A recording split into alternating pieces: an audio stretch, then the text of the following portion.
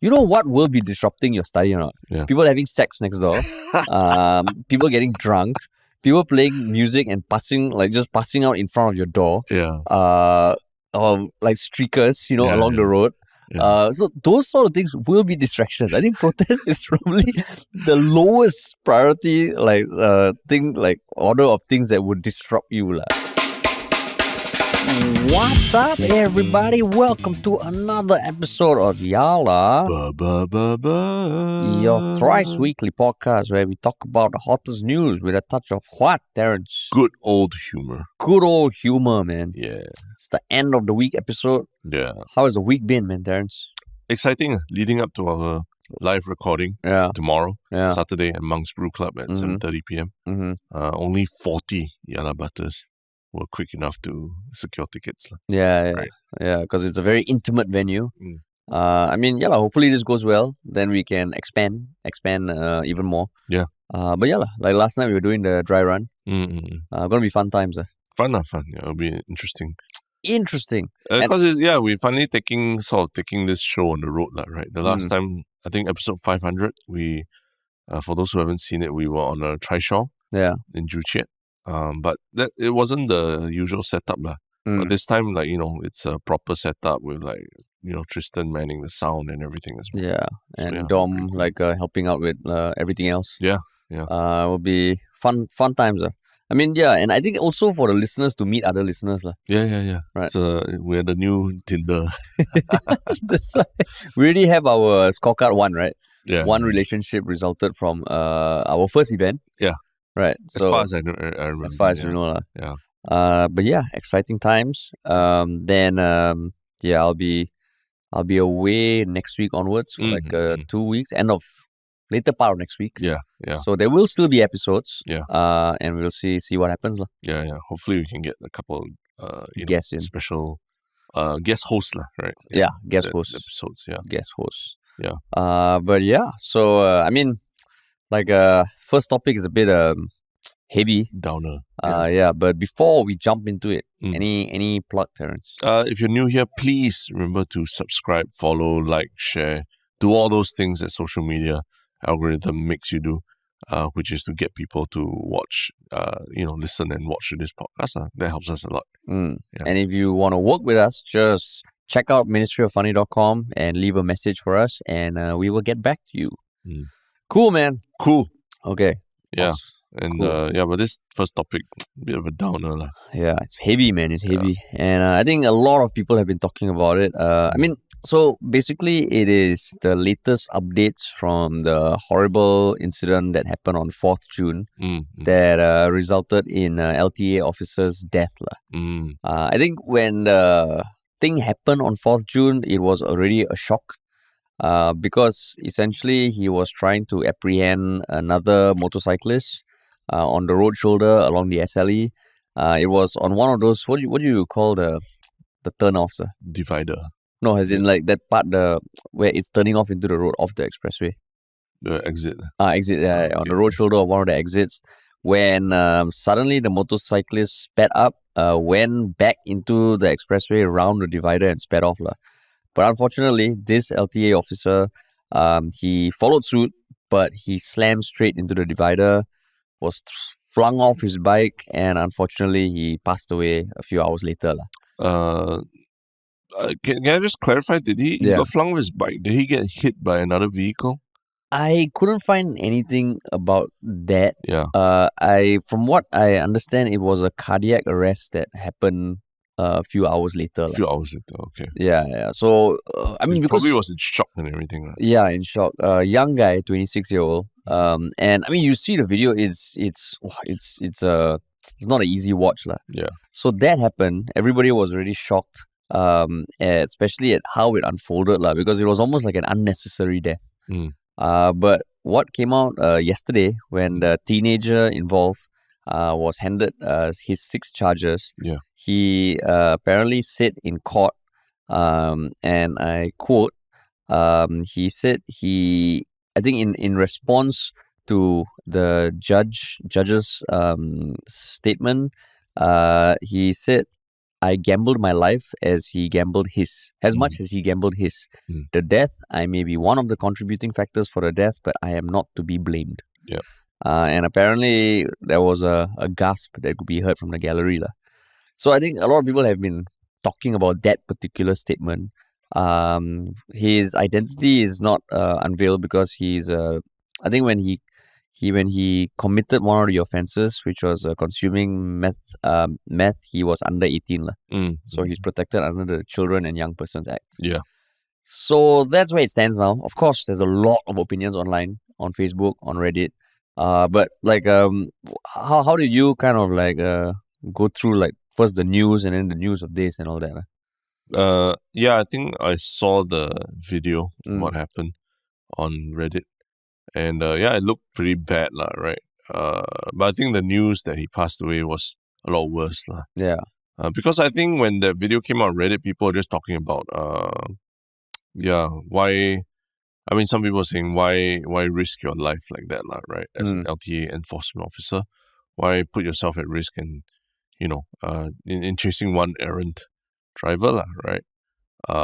And hearing subsequently that he passed away, I think even doubled the shock, right? Yeah. And the tragic loss of life, the unnecessary loss of life, right? Yeah. Basically.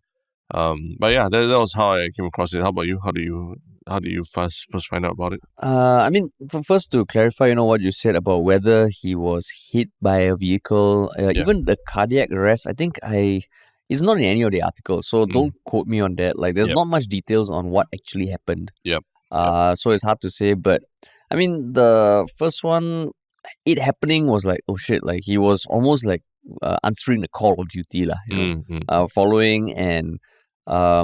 Then at first I thought when I heard the news he got hit by another vehicle, but when he crashed into the divider, it's almost like wow. Okay. At that point I was like, wow, the guy got away and hopefully this guy is okay Yeah. Then when you find out he passed away, it's like, oh shit. That's super sad. And then when this statement comes out, it's almost a bit more like salt to the wound Yeah, salt to the wound. Statement meaning the teenager The teenager, Yeah, the teenager. Yeah. So, I mean, of course, there's been a lot of talk online.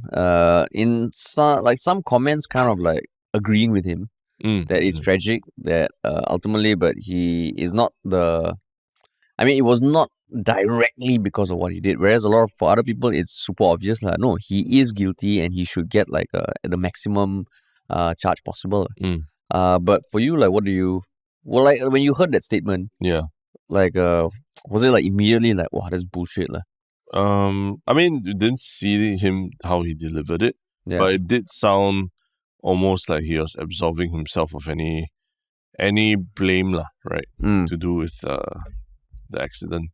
And it didn't sound remorseful. Yeah, it was very video linked, he wasn't there in court. Yeah, he wasn't there in court. Yeah. It didn't sound remorseful, and I'm just wondering whether this was whether this was something advised by his lawyers, the defense lawyers, to say, to put it out there up front that, it's not that he's not here to face charges for directly causing the death of the police officer or whatnot, right? But it's just something when you hear it, you're like, wow, this person is really not remorseful. Yeah. Because, I mean, he, to give more details on the charges he was slapped with, the 4 traffic-related charges, which is dangerous driving, failing to stop when ordered by an authorized officer, riding without a valid license, riding without insurance coverage. Then the other 2 charges, one is for possession of a samurai sword with a 40 cm blade, and also for consuming meth, methamphetamine in August 2023. So nothing to do with like the death part. Yeah. And I think that's what people are kind of riled up. I don't know whether there is going to be another possibility of other charges he's slapped with. But when you look at those charges, it almost feels like with or without the death, the charges are the same. Yeah. Which is where it's a bit confusing. Yeah, because I mean, okay, so when I was reading people's arguments, to a certain extent, right? Because I was thinking, okay, just like another analogy, okay, let's say you commit an offense and someone's like running after you, but just because of like them, they trip over something and fall and pass away. Should you be held responsible for it? I don't know. Like, I can see the argument why you are not directly responsible, but you are involved in some way. Then I went down the path of like looking down, okay, what are the different ways people can be charged when there's a death involved? Are you familiar with the whole, like, I mean, generally? No, not intimately. No. So I mean, from what I just Googled, looked at the penal code and all, and basically there is murder. Okay, so it's very explicit, done with the intention to cause death, done with the intention to cause bodily injury, done with the intention to cause with very high probability, knowing that it has high probability. So that's murder. That's very clear cut. And that can be like maximum offense. Then there is culpable homicide not amounting to murder. Where you had kind of like intention to cause death, intention to cause bodily harm. So if there is not enough evidence to prove that someone's acts fall within the situations for murder, which is quite explicit, but there is still some intention, it can be culpable homicide, which is lesser charges. Then the other one was death due to rash or negligent act, which sounds like what this would fall under. So the difference between rash or negligent act, they have these two examples on the SingaporeLegalAdvice.com. So basically, someone, as a motorist, you're turning onto an oncoming junction, oncoming junction, you have to look out for traffic. Is where there's enough evidence to prove that you know that you should look out, but you decided to go ahead and drive, and you result in a death. So that is a rash act. In negligent act, if there is enough evidence to prove that you forgot to check. So the charges are up to 5 years and 2 years respectively. So in this case, there were none of those charges. So I guess in the court's view, is like he is not responsible. But there's a dangerous driving charge, right? Essentially, but nothing to directly link with death, right? Because I mean, I guess we're also looking at the online arguments are kind of you in essence, like, if he was this 18-year-old man was driving away, if he's like, now he was very close, right? They were still very close to each other. But let's say the distance was 100 meters away or something, and the police officer in pursuit of the person 100 meters away still meets with an accident and a death occurs. Does that make it less culpability on the person running away? So that's why I'm like, okay, I get where it's quite confusing, right? It's a gray area, because this is a case of very clearly resisting arrest, right? The one you can say, which he's being charged for, failing to stop an order by authorized officer. Dangerous driving, he swerved in front of like a very big vehicle as well, and then just jumped, crossed the divider onto a highway. Dangerous driving for sure, right? And riding without license, riding without insurance, also for sure. But the gray area is really like how culpable he is for that particular death, right? Your dangerous driving leading to a death somehow, right? Because dangerous driving, the maximum jail term is 12 months. So compared to negligence, which is 2 years, rash act 5 years, and culpable homicide and murder all higher and higher, right?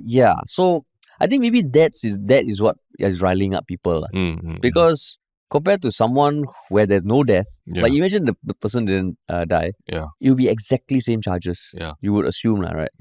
So this is where it feels like, because if you look at the video, if people are listening haven't seen it, literally on the exit, it's almost like they slowed down, and then there was this huge ass tanker coming, right? So, at first when I watched it, I thought that was the accident where the tanker hit somebody, But he avoided it, He avoided it, and it's almost at the last minute. So you can assume that he was trying to cut just at the last minute to cut off the LTA officer.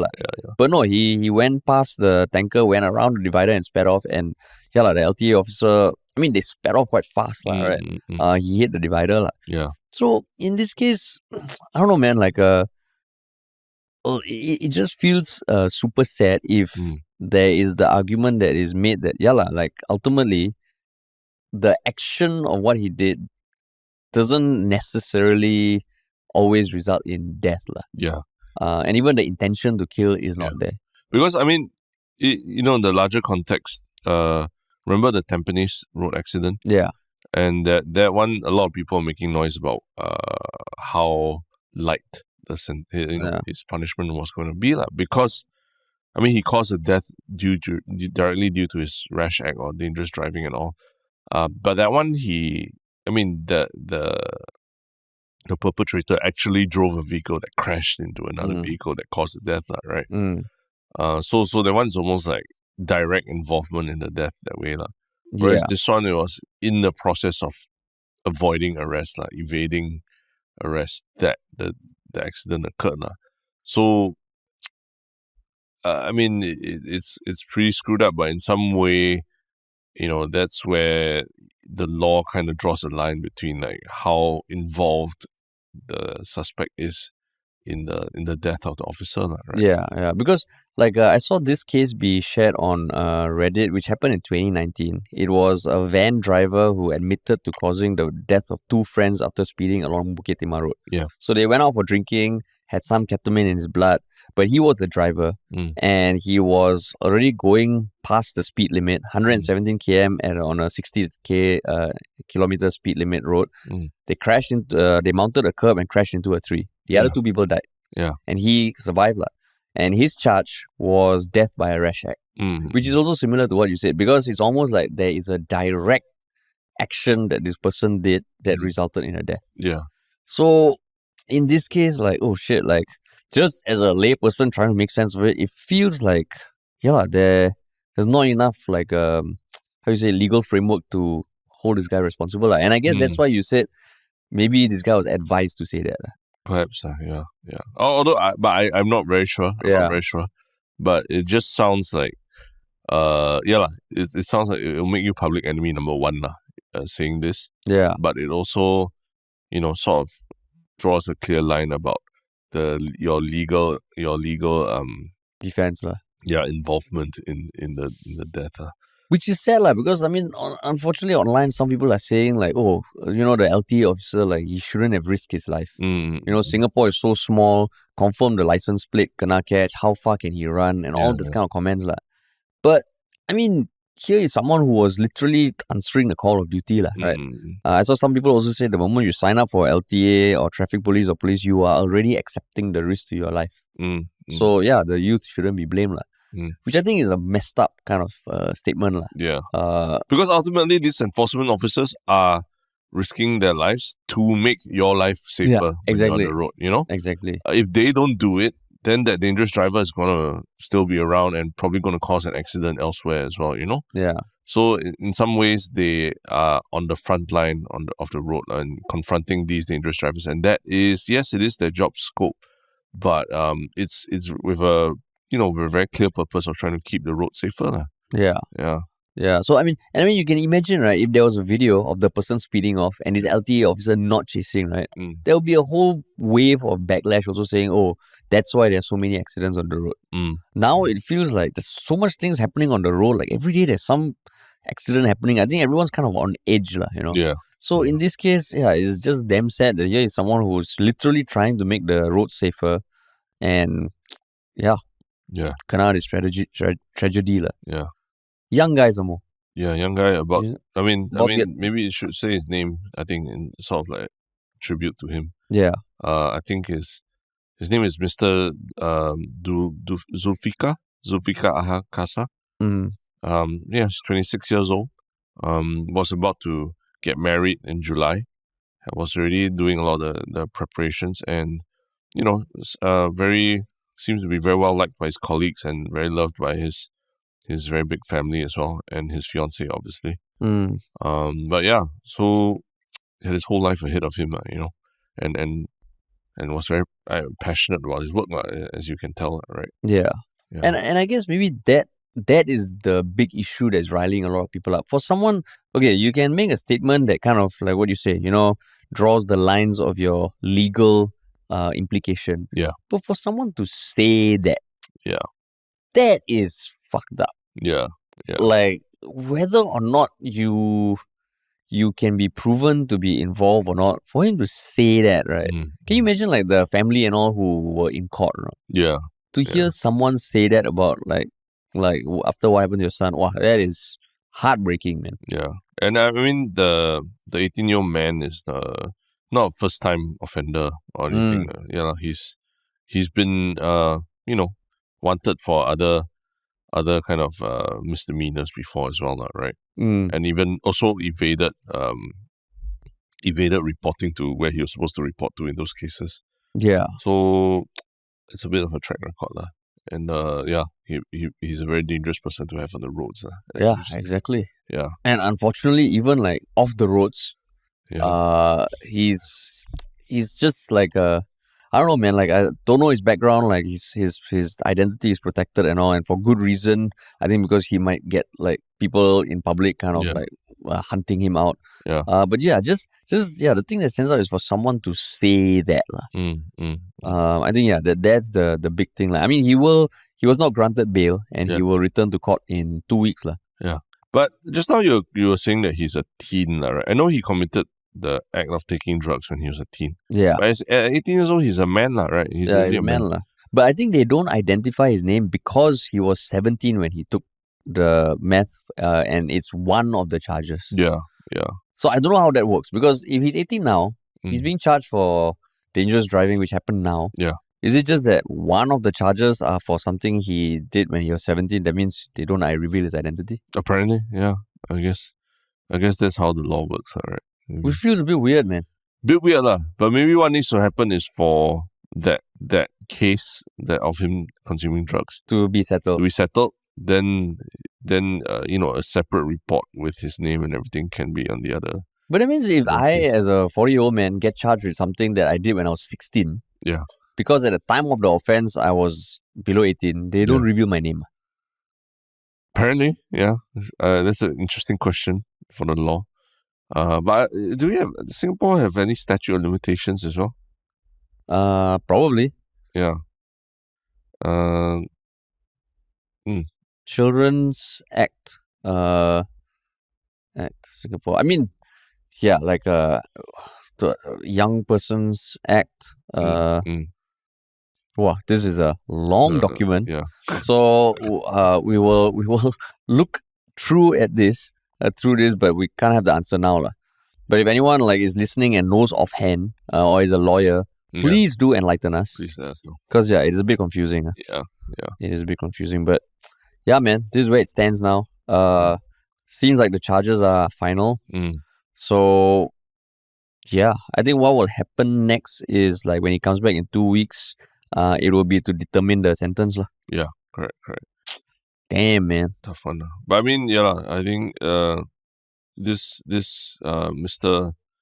What's his name again? Sorry, Mr. Zulfikar, I think. Yeah, very dedicated LTA enforcement officer, lah. Yeah. A lot of dedications coming to him from LTA itself and friends and family that he made. Friends that he made in school in poly. I think it was Temasek Poly. And his fiance and family all heartbroken and miss him very much. Yeah, tough man. one. Tough. So yeah. I mean, yeah, man, just it's just sad, sad. Yeah. Very sad. Yeah. The world's a dangerous place, as we can tell. But there's also another group of people who are also taking that quite literally, like seeing the rest of the world as a very dangerous place. And even you could in some way say that giving up or denying themselves the opportunities because of their fear of the rest of the world, right? And who are these people? It is Singaporean students who have been accepted into various Ivy League universities in the US. And yeah, so some of them are turning down offers. Some of them have been compelled by their parents to turn down offers. to go elsewhere because of the protests that have broken out across US campuses in recent months.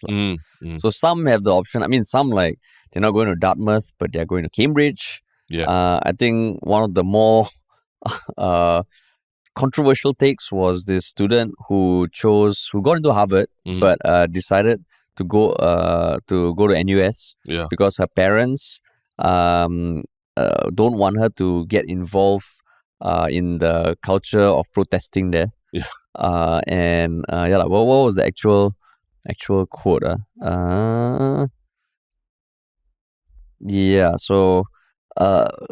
So made him promise. Yeah, so basically the parents didn't want her to get involved in the culture, and so my parents dissuaded me from attending a university in the US because they felt I might get influenced by the culture to protest and get into trouble. They also said I would not be able to study in peace when there are disruptions such as unrest and conflict taking place on campus. So, Terence, for full disclosure, both Terence and I got a chance to study abroad at one of these universities. Yes. So, Terence, reading this. What a smile on your face, Terence. It's just funny. It's just funny because the campus protests, the ones that you're seeing on the news that look so terrible and all that, they're probably maybe one of the safest places you can be on the campus in some ways, ironically, right?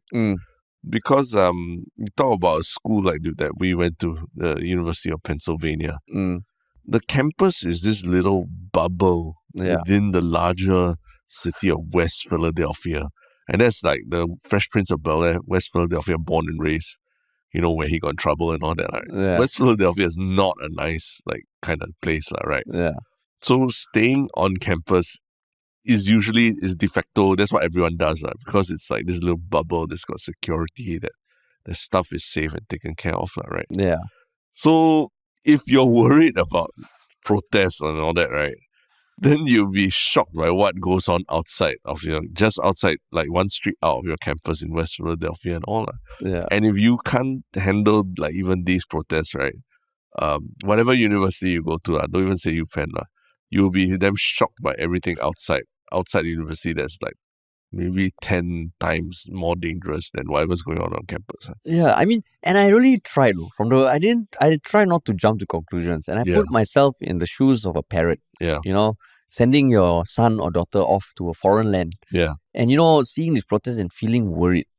But it's damn hard, okay? Especially the line, will not be able to study in peace where there are disruptions such as unrest and conflict taking place on campus. You know what will be disrupting your study or not? People having sex next door, people getting drunk, people playing music and passing out in front of your door, or streakers, along the road. So those sort of things will be distractions. I think protest is probably the lowest priority order of things that would disrupt you. In fact, protest is at least your kid is on campus doing something, and legality can be discussed, right? But it's not you're not getting in substance abuse or anything like that. So and you're somewhat at least you're active on campus, right? You're part of student life and all. So to me, it's almost I'm not saying that you should just go there just for the sake of protesting, but it's the truth, US universities are more liberal that way. They allow students to express themselves. They allow even grad students and all to picket lines. When we were there were all these things, right? Random protests here and there. And that's just part of life in the US, right? And the safest place in the world to do it is in the middle of a college campus, really. Nowhere else, even in Singapore, you go Speaker's Corner, all that is I feel it's much more of a harrowing experience. And they make it seem like as though NUS also is where saints and angels go to study. Aren't they worried about all the upskirt photos? The peeping toms. Stealing underwear. So when I see this article, right, I just feel very disappointed, and I feel sad for the students who maybe in 10 years' time will realize what the hell did they do? Not shitting on NUS, but going to any overseas university or school or just spending time abroad is always going to be a good experience. And there are reasons to not go, of course. Yeah. But if these are the reasons, because you know what I was reading this, right? I remember in uni when for my third year, I was going to go to Zimbabwe for an internship. Oh. Which part of saving the world? Yeah, so this was in my peak saving the world. Yeah, one number. Okay, it was okay, building up. Let me think. This one, it's different from the one that you tried to save the wells or something like that. Oh yeah. This one is different. This one was a project to bring light, and not the one that you did ultra marathon to raise money. Yeah, no. Come on, that sounds more virtue signaling. Okay, there is a reason why I had to bring up the country name. Okay. I didn't just say I'm going for an overseas internship. Okay. It's because during that time, 2008, Mugabe, who was the leader at that point in time, was going like ape shit and it wasn't the safest place based on what you read on media. Okay. And my parents did tell me over call, are you sure you want to go there or not? Is it safe or not? I'm like, yeah, it's fine. But then, and I think you had graduated already. Mm-hmm. Literally that week, right, on the front page of the school newspaper, there was the case of the professor that bludgeoned his wife to death with a pull-up bar. There was 2 people who were killed just a few blocks off campus. And there was a security guard who was supposed to walk someone home to keep her safe and ended up raping her. So it just feels like, not to say that, all university campuses are that, but when you read things in the media, especially media that reaches all the way to Singapore, right? It doesn't paint an accurate reflection of anything. And if these people are, I mean, some of them, they got choices to go to other schools with, brand name and like, of course, like expensive as shit, but they can go. But if people are giving up these opportunities, because literally, right, they spoke to Command Education, which is a New York-based college admissions consultancy firm. So basically, apparently they said this year, 12 of their clients have been offered places at Columbia University, which is an Ivy League school. And 8 have received acceptance letters from UPenn, which is our alma mater. And of the 12 to Columbia, only 1 is considering attending. And of the 8 accepted by UPenn, only 4 are considering attending. And it's quite big, likely that it's because of the protest. But I mean, I would say that at the same time, there's generally a mood that a lot of overseas students are choosing not to go to the US really for other reasons other than just the protest, but just about the general state of education and the fact that other countries have also, like the quality of education in a lot of countries actually has, if not caught up, maybe even surpassed the US in some ways, right? So there could be a variety of reasons why they choose to do so. But this article seems to paint it quite clearly that, some of them quite clearly say it's because of the on-campus protest, which I think then is a real missed opportunity also. Because one of the big eye-opening things, at least for me, when going there, was precisely seeing people protest. I remember the first time I went to a Starbucks there, I stood in line and then there was just this lady patiently standing behind me. I bought my coffee and I stood to the side. And then she just walked up to the counter. She's like, my coffee doesn't taste good. I want my money back. And then they're like, okay, sure. And they just took it back. And then they blew your Singaporean mind. Blew my mind. It blew my mind. Someone just turning around and saying that they did not like the coffee and they wanted their money back. You just jam in the corner. I was like, what the hell is this? This is what democracy or freedom is, right? But okay, I'm not saying that that's the best way to conduct yourself or what, right? Nowadays we got Karens who overdo it, right? But it opened my mind. Okay, there's another way of how people think about themselves, that their own individual needs are more important than anything else, right? There's pros, there's cons, but you see that expressed in people buying coffee at Starbucks, but you also see it expressed in graduate students protesting how little they get paid as teaching assistants and things like that. One of my French teachers literally just walked to class one day and said, hey guys, I really like you guys, but I'm doing this picketing thing, so I'm not going to be teaching class today and tomorrow. So here's some material for you guys. For you guys to read to understand why we're doing this. And we got no class today. Thanks. So and then everyone just like, oh okay. Your Singaporean mind will get blue. In school, you go to school, you're like, oh, teacher off, teacher sick today, yes, that kind of thing. But this one's the teacher literally walking in and studying, I'm not going to teach a class today, and it's for these reasons that I believe are important. You can choose to support, you can choose to think it's stupid, it's up to you, but I'm just telling you that this is what we're going to do. And in some ways, you also learn to respect that, right? That in the US, like your individuality is a much bigger concern for everyone, right? Than just like fitting in with everyone else. So in some ways, I mean, I see this protest. Obviously, also not the most pleasant things are happening and all, but I would say that is almost like a part of the US university experience, right? And I mean, like, no, we're not saying that the individuality in the US is a good thing. I mean, it's double-edged sword, right? And I totally agree that right now the US is losing a bit of its sheen. Even the concept of Ivy League uni, right?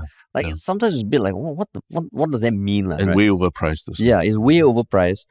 So if you're just comparing education experience, there are many places in the world that you can get that same experience, and everyone's free to choose. But the reasons listed in this article all feel like very, very superficial. The one, it started off with someone who said her parents are afraid of her being bullied or treated brutally because she wears a hijab. So they are going to the Cambridge. But I mean, like, there's also protests happening in the UK. There's also a lot of racism in the UK. So then it just feels like, okay, the parents maybe don't have a full enough picture of what's happening on the ground. And the students are not in a position to tell their parents, yo, I'm going nonetheless, because I think these are all being funded by their parents. So it just feels very, very sad. I mean, there's one mother who did not want her son to go to Yale in Connecticut because her son is, quote, very interested and actively involved in activism, especially for humanitarian causes. So she asked him to go to universities in Japan and other places, but the son insisted. His name is Russell. Russell insisted on doing social sciences at Yale because I quote, universities in the US are more liberal in the sense that they allow for us to express our thoughts and what we are passionate about. And because they already paid for the school term and everything, so the mother made him promise not to get involved in protests and to observe a strict 10 p.m. curfew every day. And he was like, yes, mom. Yes, I will be back in my room at 10 p.m. This is a 22-year-old man, FYI, who's being forced to observe a strict 10 p.m. curfew by his mother while she's like thousands of miles away. Oh my gosh. I would like to know a year down the road, how many times he actually returned to his room at 10 p.m. every day. Because, it's and I mean, it's just, the notion that, okay, don't go to the US because other schools are safer, other schools allow you to study in peace. I think universities everywhere, it's not going to be a bed of roses. You're going to have to deal with distractions. Even in Singapore, you're going to have distractions. Singapore, if you're not staying on campus, you have to spend an hour a day potentially going to uni. All that is like, I mean, the reasons are just, I think that's the biggest part of the article. The reasons feel like, what the hell are you all talking about? And I feel bad for the students. But do you think it's would you lay the fault, lay the blame at the feet of the mainstream media that have played up the on-campus protests a lot more than maybe they compared to like what we're talking about? Like you talk about, all the shit going on campus, like students getting raped and all that kind of thing. Literally, there was a McDonald's on campus, like just at the edge of campus. Over Christmas, somebody got shot sitting down eating his Happy Meal in the middle of McDonald's. That's like far more dangerous, but you don't hear about it in the news, right? So you think the media is to blame for amping things up? Hard to blame the media, because they cover stories that are the most newsworthy at that time, And I think it's their job to cover the stories. Is it their job to cover every story? I don't think so. But that's where, like, let's say if I was a parent in future, I mean, maybe try to talk to people there. Try to talk to Singaporeans. Because you go on Reddit and quite a few people saying, I study at a university like this. And it's perfectly fine. We don't even have to go past the protest if we want to. So, I don't know whether, or maybe they're like, okay, we can save money, don't go overseas, go NUS. Which could also be a thing, right? Because the university fees are fucking nuts. Right? It was nuts then. It's probably more nuts now. So it just feels, oh my God, like, what kind of world do these people expect their kids to grow up in? Because I mean, at the end of the day, it's no matter US or whatever place, I think Singapore. I think we talked about this, right? Where Singaporeans are quite, we're quite complacent about certain things about safety and all that. Yeah. We travel, And whatever country your kid chooses to study in, I think one important skill they will pick up over time while they're there is to learn how to, look over the shoulder and take a second look at whether things are safe, right? Yeah. And hopefully they learn that quickly also, within a year or two of being there. Yeah. But if you keep them in Singapore, which really is quite a bubble in that sense, and don't let them experience that at all, then they will never learn that more essential life skill, right? Yeah, exactly. Yeah. And I mean, like, you can think, maybe in future you'll go overseas and work. But when you're working as a student, it's very different. Because as a student, right, you are like a leveler now. When you go to a job, you might be the newest hire. You have all these people who are above you in hierarchy. Students, the beauty is like, regardless of your background, everyone is a student. Yeah. And you really learn a lot about yourself, about people around you. And maybe some of the students listening to this podcast, you're like, what the fuck did I agree to? Holy shit. Yeah. Holy shit. As in what we're saying about how dangerous it is. No, about how, like, it's dangerous, like, everywhere. Of course, Singapore is maybe a bit less dangerous, but the opportunity to go abroad and study is really, like, not common. If you can go, there's a lot of benefits that will come with it. Yeah.